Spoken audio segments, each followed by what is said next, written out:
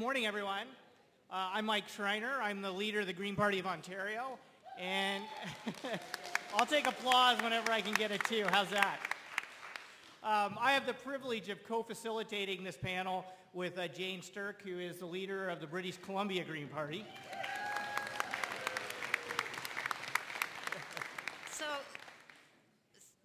So we're in for a treat this morning, and I just want to acknowledge and thank the hard work of the International Committee of the Green Party of Canada for assembling such a distinguished panel of guests.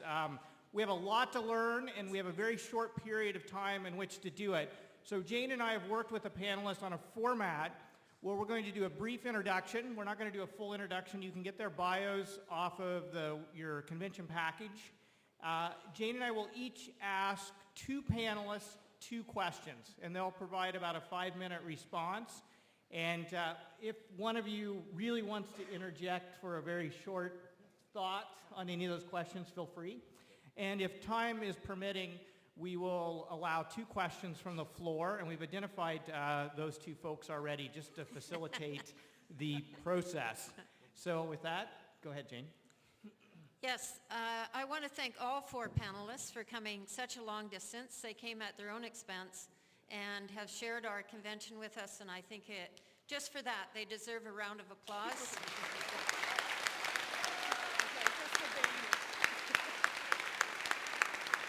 And it's my privilege to introduce 2 of the panelists. I'd like to introduce Oris Tykkinen. My Finnish is very, very limited, as you know. Oris is a member of the Parliament of Finland, a Green member. He was appointed as part of the proportional representation process in 2004. And I'd like to introduce Matilia, Turai, who was elected to the New Zealand Parliament in 2002 and was elected co-leader of the New Zealand Greens in 2009.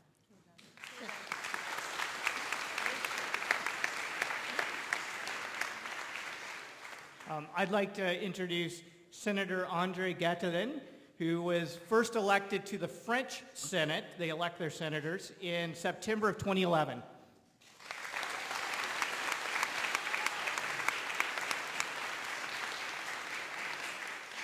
And I'd also like to introduce Jean Lambert, who was first elected as a member of the European Parliament representing the United Kingdom in 1999.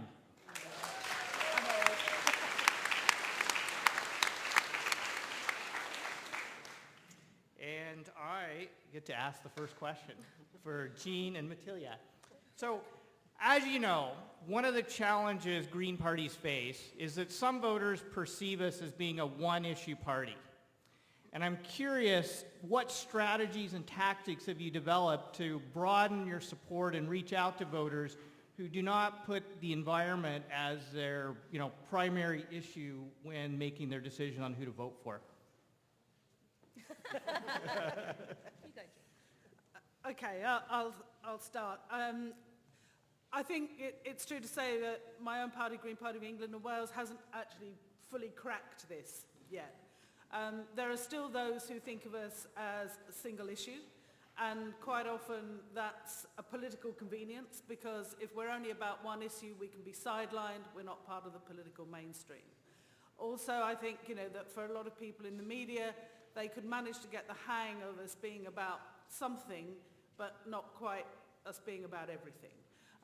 That's beginning to change, and I think that part of that has also been the sort of the electoral success of Greens elsewhere with a very different agenda. If you look at the German Greens, one of the key demands that they had, for example, when they were last in coalition government, was about changing the nationality laws in Germany to make it easier for people not of German sort of inheritance to actually have acquire German nationality.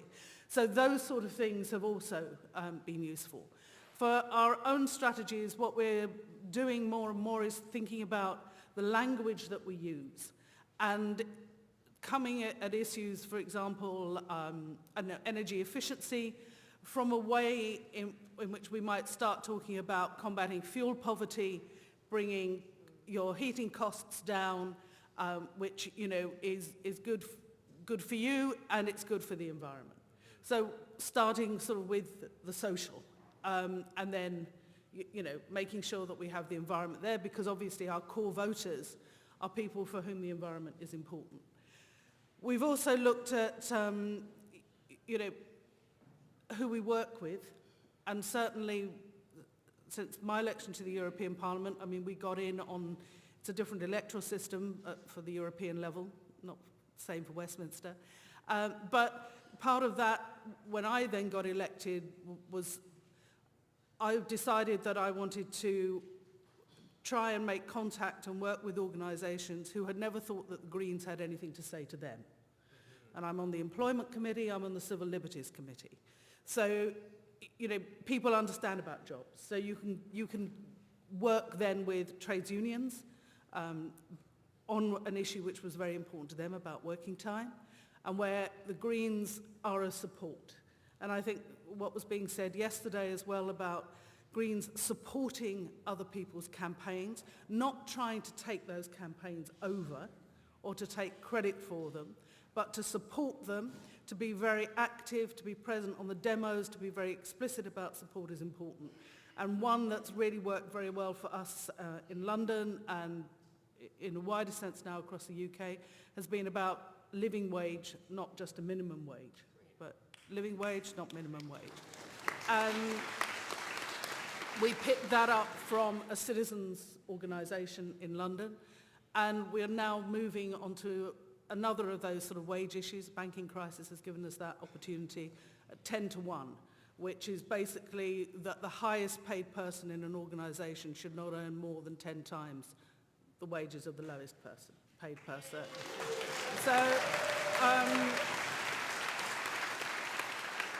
So those sort of campaigns really make contact with a lot of people who begin to realise that we're not just about equality internationally, but domestically as well.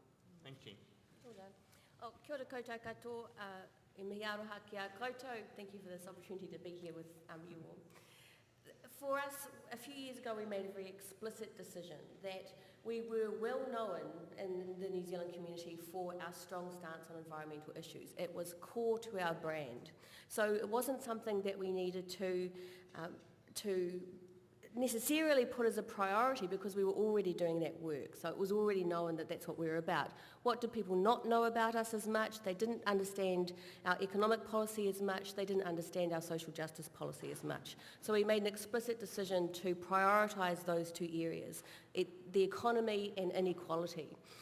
And we did we prioritised our resources, we prioritised our communications, our work in the House, we prioritised around those issues. And it took a long time, you know, it does take a long time to get the media to be interested in things other than your environmental policy, for example. But it was worth using those resources in that strategic way, because come the 2011 election, which we've just had, we were able then to put language around the whole of the three. So we talked about a clean, green economy that works for every New Zealander. It was part of our election campaign. A smart, green, compassionate economy was part of our election campaign. And people were able to hear all of those things together and understand that they were part of a whole. But it did mean we did have to prioritise those other issues for a period. And it didn't cause us any harm. In part, we were already running part it was because we were already running a major campaign at the time to save the conservation estate from mining, that the national government intended to engage in mining in the conservation estate. And that was a campaign that we won. It took about a year and a half, nearly 2 years to win that. But that was a campaign that we were running and we were seen as political leaders on, obviously, because we were the Greens. We could also then divert other resources to these other two areas. But it did take a while, but it is a strategy worth investing in because, as we know, no environment, no economy. We know that there is no environmental protection in an unjust society. So we have to keep attaching these things together in our language, in our framing, in our campaign, so that the community does understand that all of these three things are integrated together. And we cannot separate them if we are to be well and sustainable. Any other thoughts, real quick? No? Yes. Yeah, I know, Ars, you wanted a quick input on this one. Actually, the Green Party in Finland is not seen as a single-issue party. We are more like a two-issue party. We are strong on the environment, but we are also strong on human rights. And I think that's a good starting point, but we need to be able to extend our reach to other issues as well. And I think the challenges are pretty similar in many Green parties. We also need to be stronger on jobs. We need to be stronger on the economy. We need to be stronger on social justice. And I think the way to get there is to use the very same tools we have used to achieve our strong status on the environment and human rights. And I would just like to perhaps flag two issues. First one is you have to be able to lead the debate, not all the time, not every single day, but at least sometimes. And by leading the debate, I mean that you put forward ideas and initiatives that the other parties have to start debating. So for instance, we were the first party in Finland to suggest marriage equality. And then all the other parties had to come and join that debate and react to that proposal and basically debate on our own terms an issue we found important. And the second thing I would like to highlight is having credible people. I mean, Greens tend to have people that are very credible on the environment. We have people with, background in ecology, we have people with background in the environmental movement, and that's all good if you want to attract the voters that really feel strongly about the environment. But when you want to attract people who feel strongly about jobs, for instance, then you need people who are credible in that field. And I think that's something we need to work more on in Finland, finding those green leaders who are credible in the economic community, who are credible in the trade union community and others.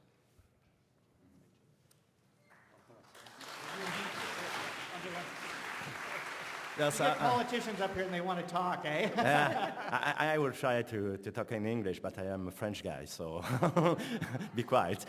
No, one thing I think I would like to add that the fact we had many parliamentarians today, we have 44 parliamentarians, 15 at the European Parliament, 17 at the Chambre des Députés, and 12 at the Senate.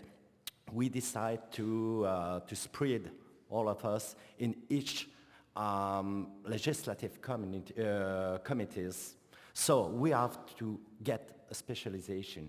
And the fact, due to the fact we are in front of specific law, we have to find our ecologist solution for that. And we have also inside our party specific committee on each topics.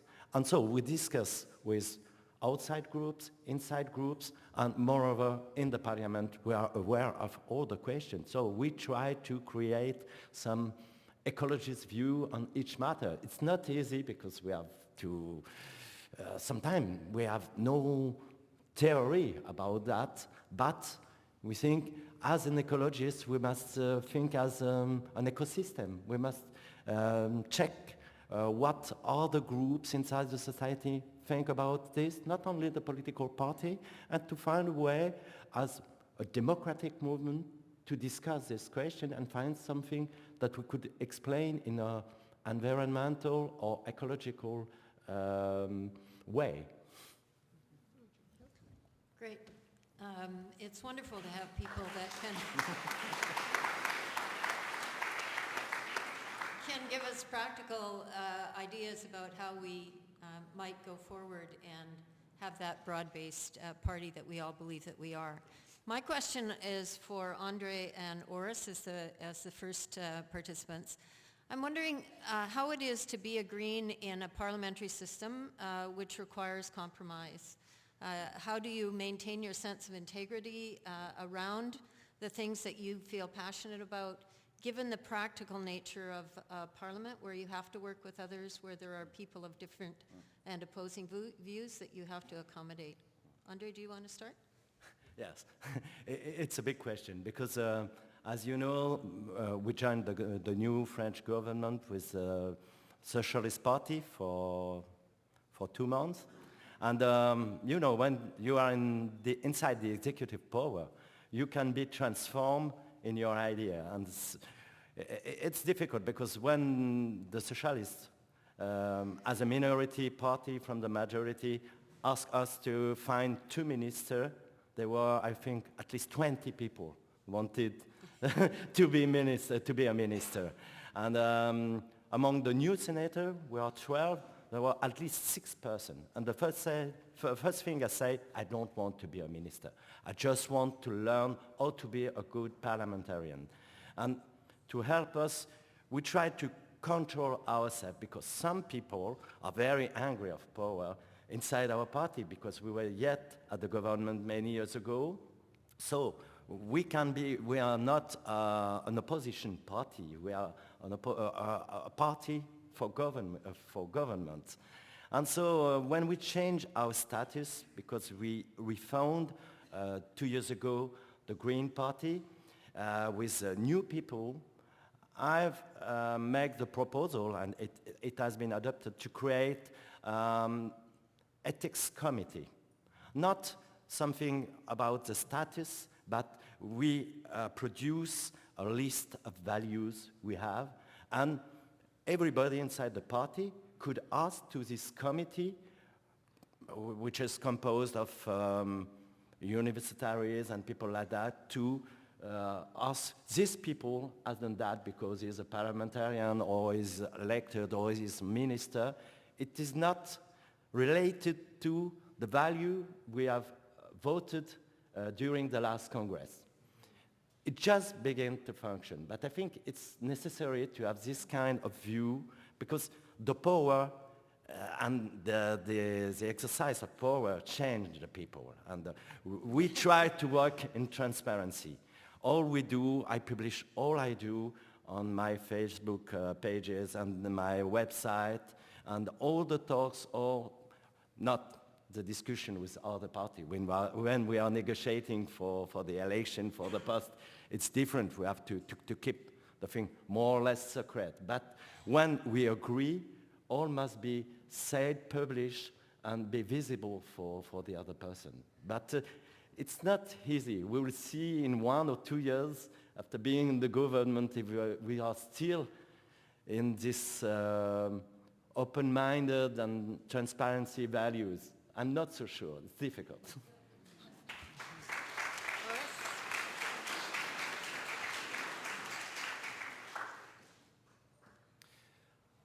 As a way of background, the Finnish Greens have been in 4 different governments since 1995, so we are very much used to compromise, and so is everyone else in Finland.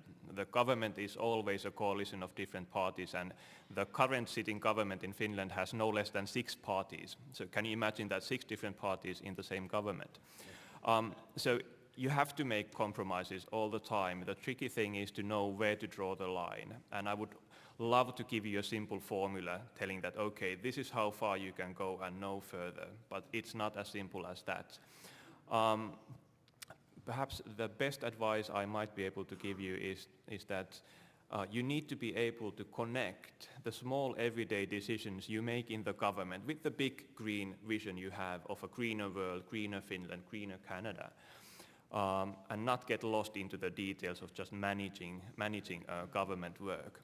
So basically, with every single decision in the government, however mundane, you need to be asking yourself, how is this going to help the environment? How is this going to help the poor? How is this going to help human rights? And I have to tell you that we haven't always been that successful.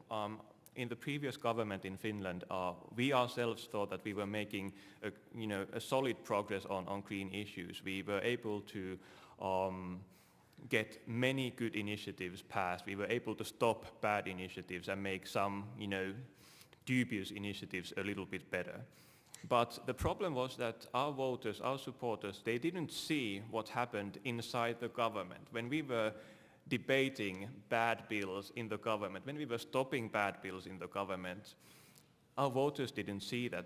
What they saw was just the outcome. And as you know, with compromise, what you're going to get is always not the ideal thing you would want to see. It's going to be a little bit less and sometimes a bit more less. So they saw this less than perfect outcome emerging from the government Greens were involved in, and they were disappointed. So it's not only good that you need to be fighting every single day for the values and principles you believe in. You all also need to be able to show that to your voters and supporters, to tell them that, okay, this is not ideal, but we fought every single step of the way to get as green an outcome as possible.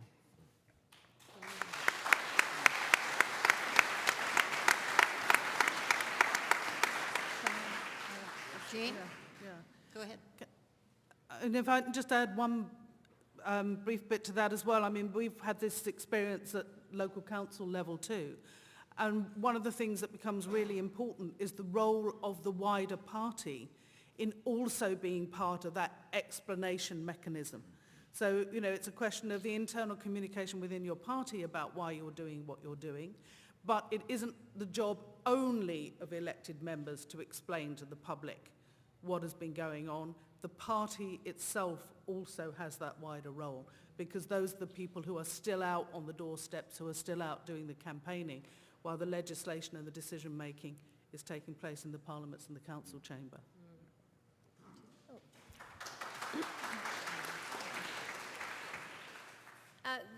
The Green Party in New Zealand has yet to have the benefit of this experience of being in government.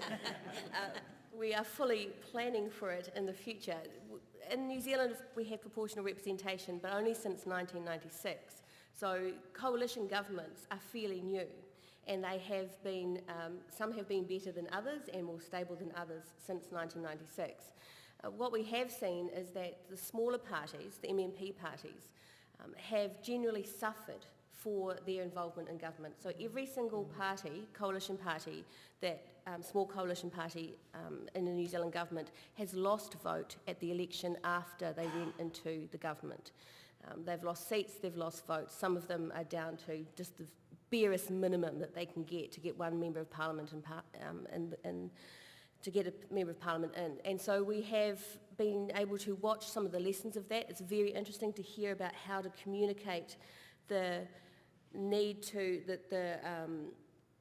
the compromises and how you go about working through those compromises to the wider party. I think that is very important. So sometimes it might mean negotiating changes in the way that the government is formed and the information that government provides in order for you to be able to be as transparent as possible as a smaller party in that arrangement to get information out to members. In New Zealand, we are working on issues of fit to govern, we call it fit to govern, with our party and with our caucus, and we are looking at 2014 as a potential election where we could be in government and what that might mean for us. So these are all very important lessons for us as we go along. Hopefully we'll have, next time I come, after the next election, we will have this example and I can talk to you about it. But it does, thank you. But I think it does mean that the Green organisation as a whole has to be prepared to understand what compromise means and be prepared to take small steps to our larger goals, as we've talked about, rather than just getting there really fast, despite the urgency that we all feel about the changes that need to be made.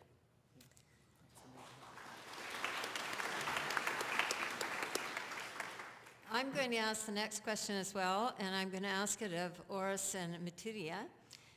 Oris has to leave early, so I forgot to say that in the introduction, so we wanted to make sure that the questions we had that we thought he might provide some valuable answers for us could be asked right away.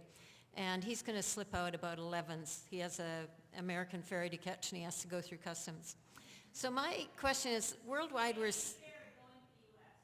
Sorry?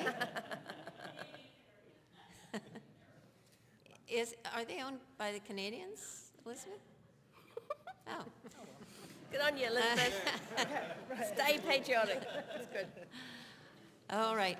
Anyway, we won't go into the debate about who owns the ferries in British Columbia. So worldwide, we're seeing a decrease in participation in politics, particularly an alienation of the young. And I'm wondering what your parties are doing to prepare for the next generation of green leaders. Now, in some ways, you are the next generation if you look at people like me. But in terms of your parties, there must be a strategy to make sure that you engage young people, that you build their leadership skills, you get them involved in the, not only the party part, but the politics part. So how are you doing that? Did you want to go first, Doris, since you have to go soon? Well, actually, if you poll high school kids in Finland, 2/3 of them say that they could consider voting for the Greens. It doesn't mean that they are going to vote for us, but they could consider voting for us. And this is the highest number for any party in Finland. So we are pretty strong with the youth. And if you go to our party convention in Finland, it is very similar to the one you are having here, but perhaps one difference would be that there are a lot of young people, a lot of students, a lot of young kids who are involved in the Green Party. And again, I think there are a number of reasons to that. One is that we have had pretty credible young leaders in the Green Party. We have had a number of 30-something party chair people. We have had a lot of young ministers. I myself got into the parliament when I was 26. I was the youngest in the parliament at the time. So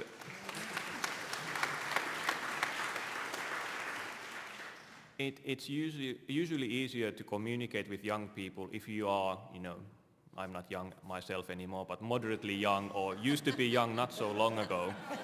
And we've had the benefit of that. We have had a lot of young leaders. And I think the second thing is that the issues we talk about in the Finnish Green Party, they really are issues that many young people find important. We talk about the environment, of course. We talk about equality. We talk about animal rights. We talk about higher education, student benefits, and many other issues young people find important. So basically, those have been some of our assets in attracting young people. There are also very practical tools you can use, and we have had a number of trainings for young people, just newcomers. You don't have to be around in the party for 5 years before you can get into serious training. Everyone who is interested in getting active in the Green Party, young people, they can take part in training, and that has been pretty successful. My basic message, I suppose, would be let the young people take charge. Let the young people lead the Green Party together with the more senior people.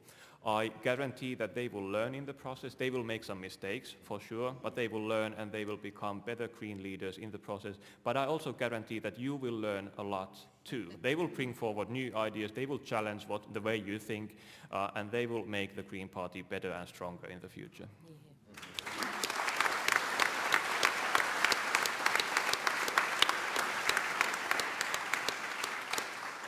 I agree with a great deal of what's been said. In New Zealand, we have a very strong Young Greens network in the party. They meet twice a year outside of our usual conferences, and those meetings are getting bigger and bigger. I think there were 60 came to, something like that, came to the last winter camp that we had a month or so ago. We have had, Young Greens have been very explicit at conferences where they meet and they address the conference as a whole, explicit about their ambition to be members of parliament, their ambition to take leadership roles in the party. They have strategised about how they would do that, which is what you want, to build that political awareness and strategy thinking, that strategic thinking in people. And as a result, they largely have. We have 2 Young Greens or ex-Young Greens who are now the party co-conveners, which is effectively party president in our system. We have 3 Young Greens as members of parliament, and more and more Young Greens are getting involved in their local and branch responsibilities as well. Very strong Green university, campus-based green organisations and groups as well. That of course always ebbs and flows because, and the difficulty with students of course is that they come and go from the university system. So internally we have been as open as possible to having Young Greens be a strong network and take up leadership roles, and it has been disconcerting for some, but it is the way that we will make change. And they will be the people who take on, that is what sustainability is all about. It's what succession is all about. If we want to be a long-term political movement, we have to make sure there are people ready to take our jobs when it's time for us to go, and we have to facilitate that very specifically. Succession is a very important part of the approach. The other thing that we acknowledge is we're both good at in some respects and have difficulties with in others is that young people have very complex lives outside of the Green Party. Ordinary young people out there, how do we communicate with them? At university, students are much easier to communicate with. They are in institutions, we can go there, we can help organise there. But there are many, many young people who are parents, there are many young people who are workers, and they are much more difficult to connect to directly. That is where social media has become an absolute critical tool for us. In our campaign, many of the volunteers who spent the most hours working for us were young people involved in developing social media opportunities for us in order to communicate to those that are distributed around the country that are harder to get to through institutions, that we can connect to them through social media and through different kinds of exciting and interesting techniques. But we needed the expertise of young people to be able to make that happen. They know what those networks are, they know what is of most interest, and so they are best able to give us that advice.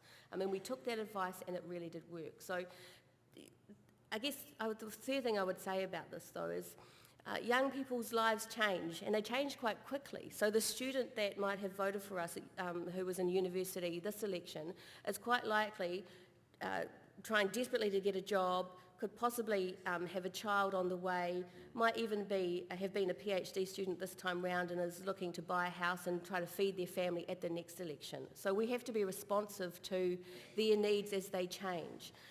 And so part of our strategy was also around what is the young family. One of our MPs, Gareth Hughes, who is now a second-term MP, he's very young and he's been very good at connecting with young people and with students, but he's also a father and has a young family. And so he has the ability to communicate to people just like him. He's under 30 with 2 kids, a mortgage and a job, a full-time job.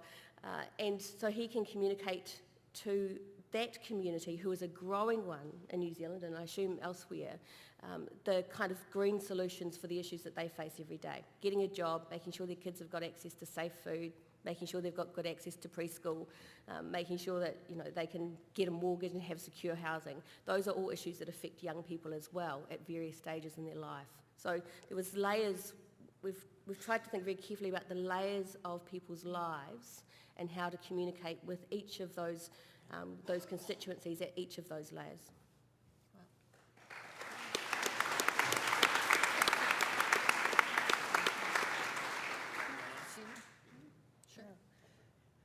Yeah, I think what you're saying about the connection with different layers is really important, because I think one of the risks that we're identifying a bit in a number of the sort of the European parties is that it is exactly this connection with students and people who then become career politicians, who come to work for the Green Party, be elected for the Green Party, and then, okay, what do they do 35, 40 when they're bored with being elected, is one of the things. But also that if you look at the profile of the people who tend to support Green parties, we're beginning to see a profile which is very much about better educated, to some extent more women. And then if you look at who is supporting the parties that are on the more extreme right, tends to be young men, lower skilled, and often more rural. So I think there's a challenge for the Greens here about making sure that we are trying to be an inclusive party and not only playing to what we know. And I think this is, part of the challenge that we're now beginning to realise that we also have to take that on as well. Thank you.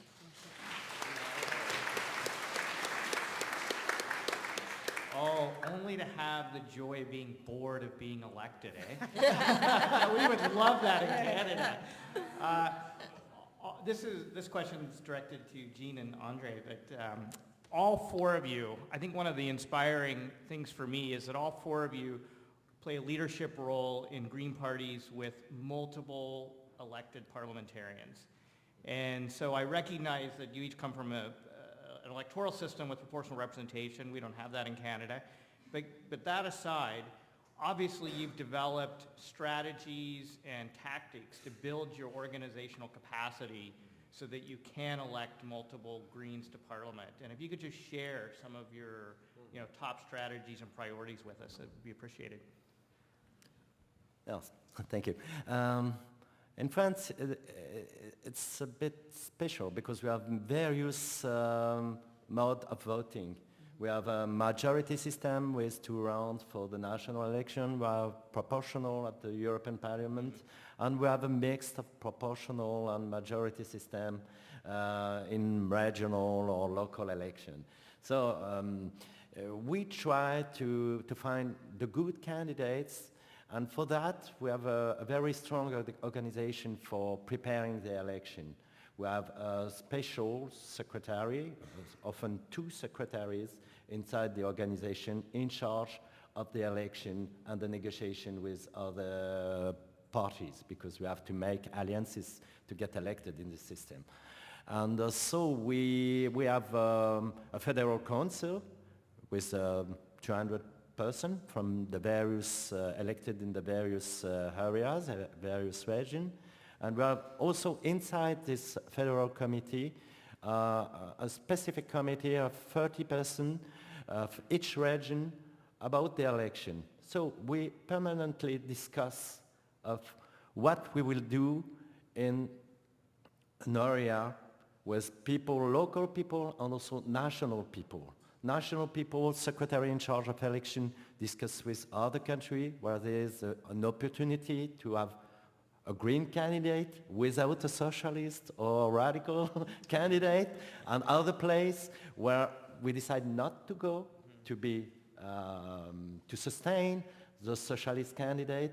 It's very difficult to find that, but we permanently discuss with this group inside the Federal Council with local people to find an agreement. To say, okay, we don't go in this constituency, but the attached constituency, it will be a green candidate.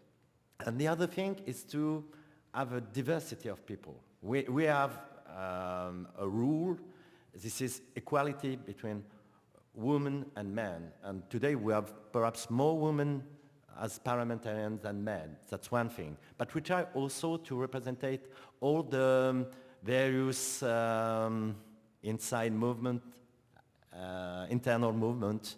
There are more radical people, more reformist people to find that. And also we've tried during the last years to ask people who were not belonging to the Green Party, but who were ecologists, environmental activists, to join us and to go to the election. And that's a real problem, because when they decided, they say, okay to the national, but when they go in a constituency, we have a vote among the militants. And it's very difficult for them to be elected. And the latest election, we decide to co-optate a part of the people, because they couldn't be designed by local people. So it's a bit complex, but we said, you know, if you want the biodiversity, sometimes you have to take a rare species and put voluntary inside the ecosystem to survive. So sometimes we say, okay, this person is very interesting, she has very good skills, competence in such a question. So we go to explain some people in an area. This time it will be an outsider, people coming from outside, which is not from the Green Party, to join us. It's difficult inside the party, but it's very good in front of the voters, because they appreciate the fact that not only people belonging for 15, 20 or 25 years to the party to be elected. And we can renew also having younger people or people coming from ethnic diversity, because it's very difficult.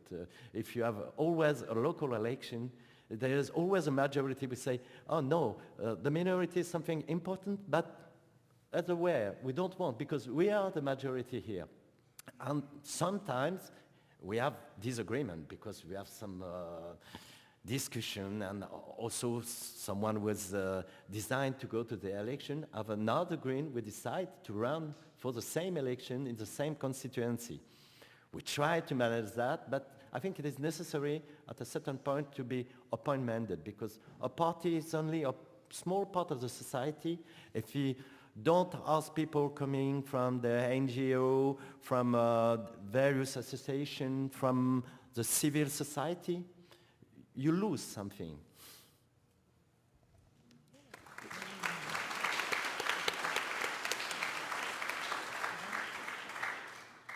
Well, we also have now, thanks to the last Labour government, have a variety of systems of election at different levels, but still for Westminster, for our House of Commons, our House of Lords, of course, is unelected. But the House of Commons, we still have the first past the post single-member constituency. Problem. You know, we have the same disproportional system.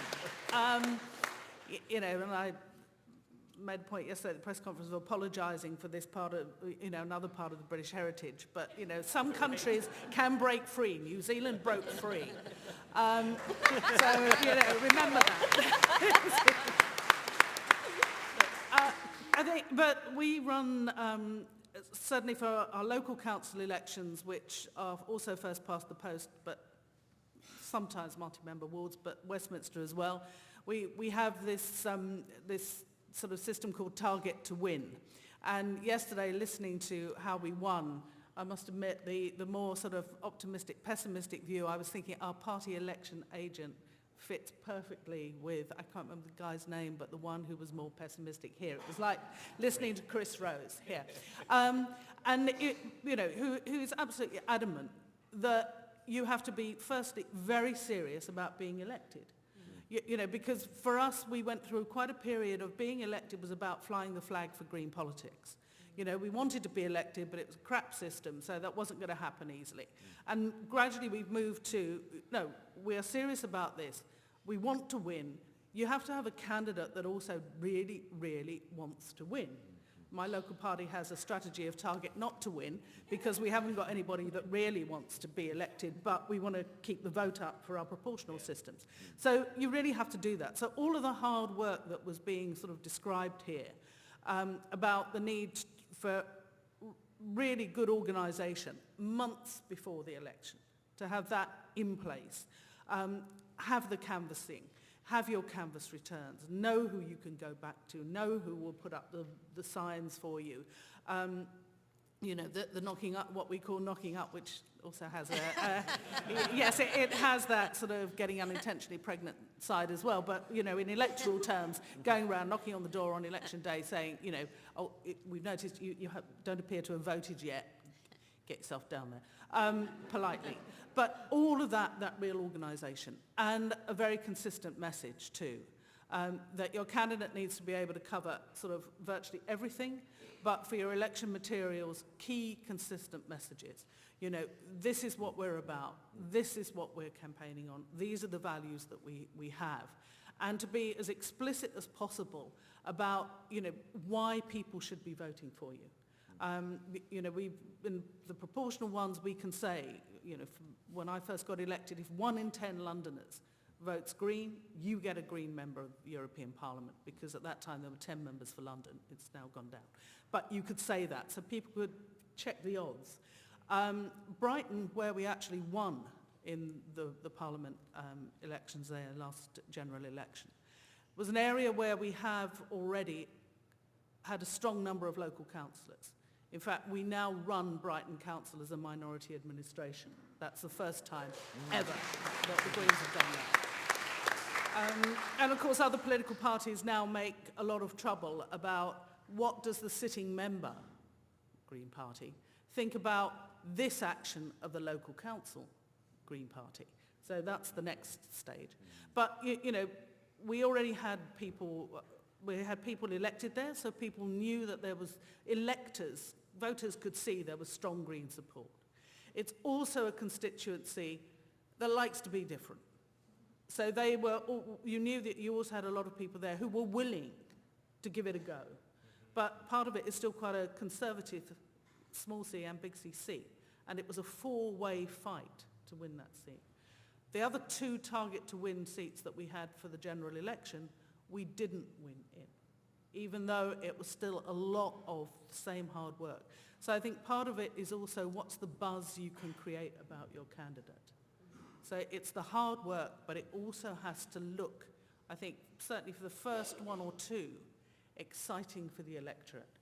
You know, yeah, we are leaders as the electorate. You know, we're doing something a bit different, and we think this is the candidate that we really want. Other places, you know, our other two seats, it didn't quite work like that. Others came, you know, for all sorts of different reasons. But certainly there's no substitute for hard work and a lot of fundraising. But you also need that little bit of buzz and, yeah, this is something, this is exciting. And the voters have to feel this is exciting. And your campaign team has to feel this is exciting. You know, if people just feel, oh, bloody hell, it's out there. You know, it doesn't get you there, I don't think.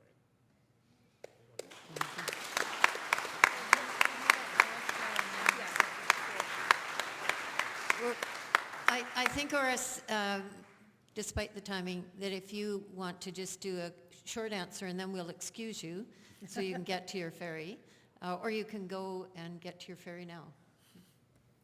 Well, perhaps just one point about building the membership base. What has been pretty successful in Finland has been setting up these organizations around different demographics or different issues. So for instance, our organization for Green Women has been pretty good at attracting new women to the party. Many of them who would not have joined the Green Party itself, but feel more comfortable joining the Green Women's organization. And another interesting organization within our party has been one set up around science and technology. Surprisingly enough, there seem to be a lot of people out there who share many green values and principles, who feel strongly about science and technology, work in the field, are educated in that field, and didn't feel comfortable joining the Green Party itself, but having this separate organization set up for science and technology Greens really attracted them more. And I think this has been pretty successful in Finland. It might be something that might work in some other countries as well. And apologies for having to leave in the middle of this interesting discussion. So I have to give you a thank you. Before you leave. Let me come out of the way.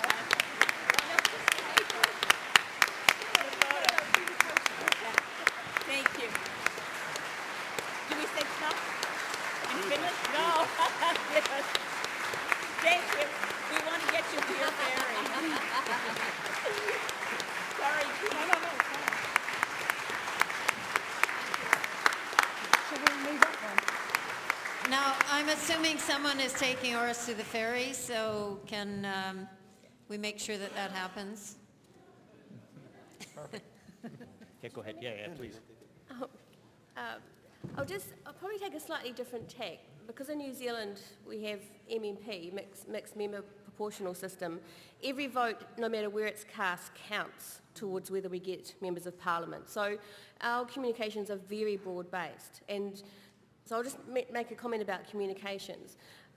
We came to realise that we have a very strong culture in the Greens, and we have a culture where we have a language that we understand when we talk with each other about issues, that there's a common understanding about certain issues that we talk about all the time as Green members with each other in various ways. But that is not common outside of the Green Party.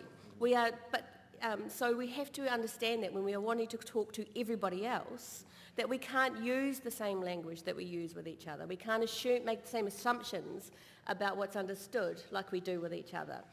So we made very, very explicit decisions early on, well before the campaign started, looking at how, as members of parliament, we could change the way that we communicate, change the language that we use. We took on the concept of our party personality as principled, positive and practical. And so that in everything that we did, in all the communications that we had, we were principled in what we said. We were solution-focused in what we said. And although oftentimes we had to be critical of the government and we were critiquing what was going on, we needed to be positive in tone so that we were hearable by others outside of our own culture, Green culture. We then used that later on in the election campaign in in order to communicate even more broadly. And it did take practice, and that we had to keep that in mind when we did external communications. But that's the idea, you know, the Greens, that we're not a club, we are a political movement, and our job is to grow across our country and across the globe, and to bring as many people to us as possible, and to go to them, I guess would be the other way to say it. It's not just about making people come to us and agree with us, it's about going to them and understanding what they need in their lives and finding the green solutions to deliver that to them. That changed a great deal about how we communicated our policies. So our policies didn't change, our positions didn't change, our communications of them did. And that helped to expand our support base and clearly expand our voter base. So we increased our vote by 50% at the last election. I think in large part because we were much more careful in the way that we were communicating our solutions and ideas to the wider public.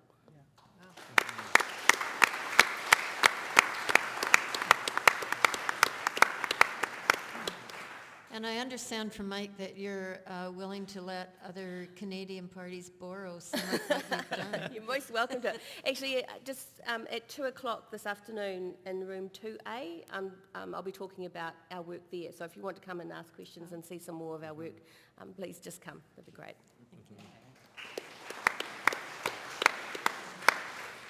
So I believe we have a bit of time to expand this a little bit to our American friends who are in the room. And let's avoid the ferry debate, but maybe ask a question of our panelists.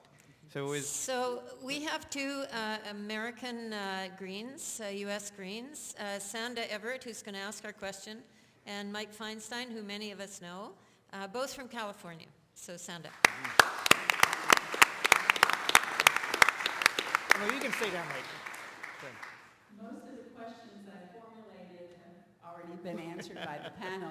So the only thing I can think is well, before I ask my question, let me just comment. I'm the co-chair of the coordinating committee in the Green Party of California, and my fellow co-chair is 24 years old, and it's very exciting working with a young person. So what does it feel like to be, and to what extent do you feel the presence that you're part of a Green Party that's an international party, that there's other Green parties all over the world? She took your question, Pierre. Want to start, Jean? Well, I'm a member of the European Parliament, for a start. And the way in which we work in the European Parliament, where we are elected from 27 different countries and sit as one parliament, is we work as a political group. We sometimes talk about it as a political family, which of course can be dysfunctional at times, but generally, you know, you get on. So we already, my daily work is already with members of a number of other Green parties. And I think that certainly for my own party, Green Party England and Wales, when in our sort of, not so much our early days, but because we're the oldest national Green Party in Europe, but when we were really trying to get off the ground electorally, being able to draw on the support, particularly of the German Greens at that point, who were not the only ones elected, but the only ones the British media noticed were elected as Greens, was extremely important as a way of enhancing our credibility. You know, that it was possible for Greens to be elected.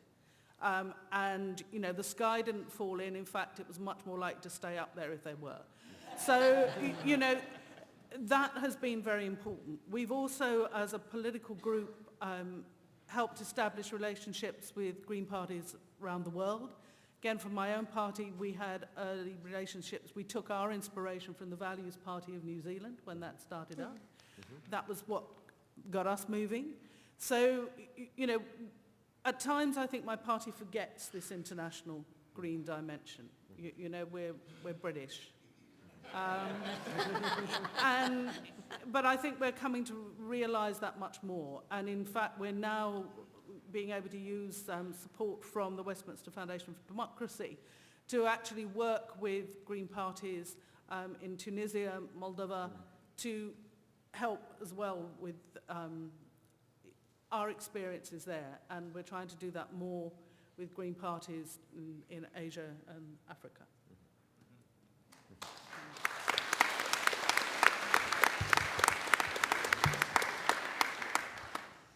Yes, me too. I was an assistant at the European Parliament, so I'm used to to work with other Green parties all over Europe and also the world. But I work a lot with for the creation of Green parties in East countries of Europe. I've done politics for 10 years in Italy, so we are certain. Not the majority of the French ecologists, but we are very open to other countries because a part of the policy is done at the European level. And moreover, if we want to find a solution for the planet, you can work only on one state. We have, I must say, it's a part of our DNA to be transnational, to work with the others because we can find a simple solution at the national level. So we need to give solidarity, to receive help and solidarity from the others, and trying to find in the experiences from the other the way we could improve our movement. 3 years ago, when we decided to refound the movement, we've seen that our party was too electoral-minded. So we decide, we've seen what is done in other countries where the Greens party are weaker, such as in America, but to see all the organization, the association, the green activism is strong and could help also the party to reinforce himself. So we have permanently to be in touch and in relation to coordinate ourselves. I work a lot with the German Greens because they have a very big work done on politics, on European politics, also with Belgian people. It's more difficult with British people because we have not the same organization. We find that with the French. But we found But I think what happened today in Canada is very, very interesting for us because so many developed countries are taking the wrong way because of the crisis, because of the debt. Everybody decide to overexploit the natural resources. And you are a very beautiful country with a high level of education, with high technology. And I can't understand as a French or European, or most of the exportation could be done on primary goods, on natural resources, without transformation, without a view about the future. And that's not the same. The problem is exactly the same for Australia and some countries. And for us, working with Canada especially could be interesting because I think a part of the population and what Elizabeth explained yesterday for us is very, very important. As ecology is mixed, totally mixed with democratic system. And at a certain level, when a national power takes such a stupid strategy, it goes against the citizen, against the democracy. And when we want to explain what is ecology, the way perhaps to have a better democracy, to take the citizen as the basis of the society. And that the opposite, which is done today, because the major government prefer to discuss with big corporation. It is easier to get money immediately, but on the long term, where are the citizens? Where are the way to live in a better situation for people? And that's a great problem for us. And this is not a national problem. This is a global problem.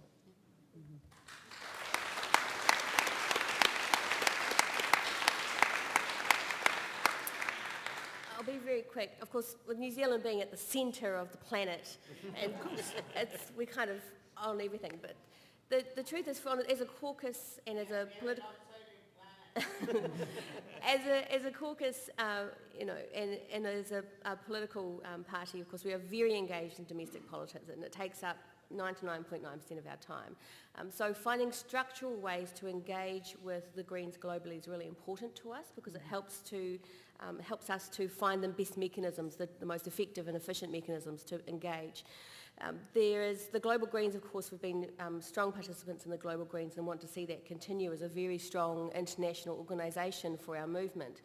We've also, one of our MPs, Kennedy Graham, is helping to coordinate the establishment of the Global Greens Parliamentarians Association, which Elizabeth is a member of the committee and has representatives from around the globe as well, as another way of making sure that we stay connected on those truly global issues. So it was fantastic yesterday to be with all the international members and with Elizabeth to launch a joint statement on opposing the Trans-Pacific Partnership Agreement with Canada and with Australian Green parties.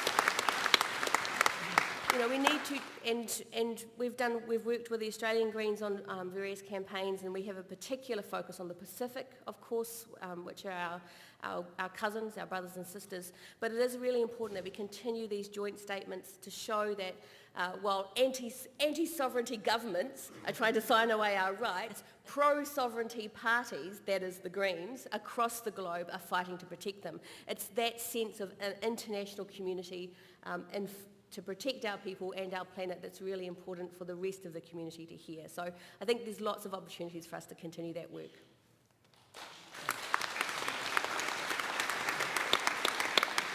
We are out of time, so we won't be able to get to our second question, Sir Pierre.